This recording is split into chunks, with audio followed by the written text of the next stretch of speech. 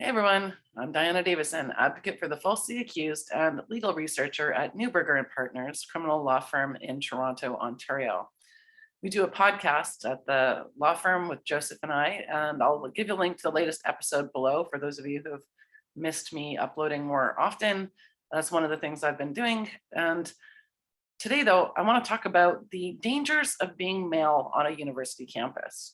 There's a blog on the Newberger Partners website that we just published, and this is true outside of Canada as well, although the article is about a particular university called Western that's located in Ontario. And it was in the news lately because there were a whole bunch of allegations on social media, which included allegations that 30 women or more were drugged, roofied on campus during or at the end of the orientation week. And apparently there were also 4 official complaints lodged about sexual assault on campus. So of course, it was all over the news. And the interesting thing is that the university president had warned about excessive drinking and partying prior to that fateful weekend. And I take it Western is known to be a party university, and because of everybody being locked down because of the pandemic and stuff, it was expected that it was going to be a little bit excessive, and they already had some signs of that. But when he put this warning out saying we could actually, lose our year, right? Probably thinking that they would be put in lockdown for health reasons, he was mocked for being tone deaf. And of course, all that partying is what ultimately led to all of these accusations, and potentially some of them were actually assaults or whatever. But at this point, they're only allegations, and I'm going to get to that in a moment. So the article that we published, it details how robust Western sexual assault policy is. Every university was mandated to put in place a standalone sexual assault policy. And so I go through that. We went through it in detail, actually, in this article. And the first thing to note is that the complainant is referred to as the survivor throughout. And the only footnote on this issue fails to note that despite using that phrase, it's an unproven allegation. They only just offer other labels such as victim, or first time I've ever heard this, thriver is apparently a term that some people like to use for themselves. So the only positive note in this policy on that regard is that the accused is labeled the respondent, and he's not actually just straight out called the perpetrator. In the aftermath of the social media postings, though, and news of the alleged assaults, approximately 10,000 students and staff orchestrated a walkout style protest at the end of last week. And in the London Free Press, one student declared that the problem on campus could only be solved by dealing with toxic masculinity. They rejected other options. The university was made fun of for suggesting, or insulted for suggesting, that they should increase security and patrols on campus. Apparently, that's not a good idea. Apparently, telling kids not to drink so much, that's not a good idea. It was tone deaf. And so what would that look like if they were to just simply and solely target toxic masculinity? So, I want to know, since when are universities in charge of labeling, monitoring, and patrolling masculinity?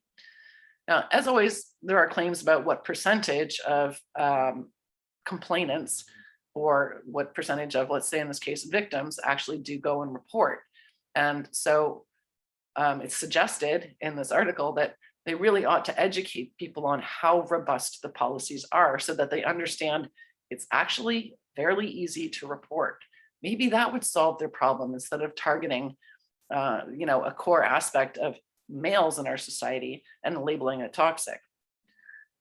So I don't really know what it is that these people want. I mean, I came to a conclusion a long time ago that they're never going to be satisfied no matter what the policies look like. I mean, they could even just remove the entire investigation process and there would still be something to complain about. And in addition, they give all of these accommodations or get out of exams free cards to provide incentive for false reports.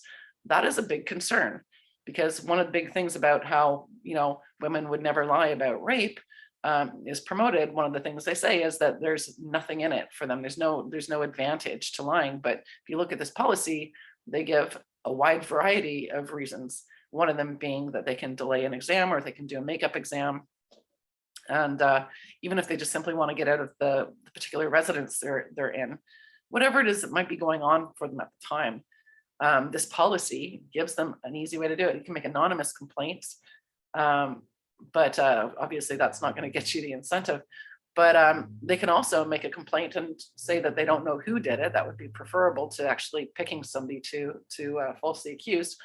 But in which case the university can't investigate. But these accommodations are immediately granted, and there are interim.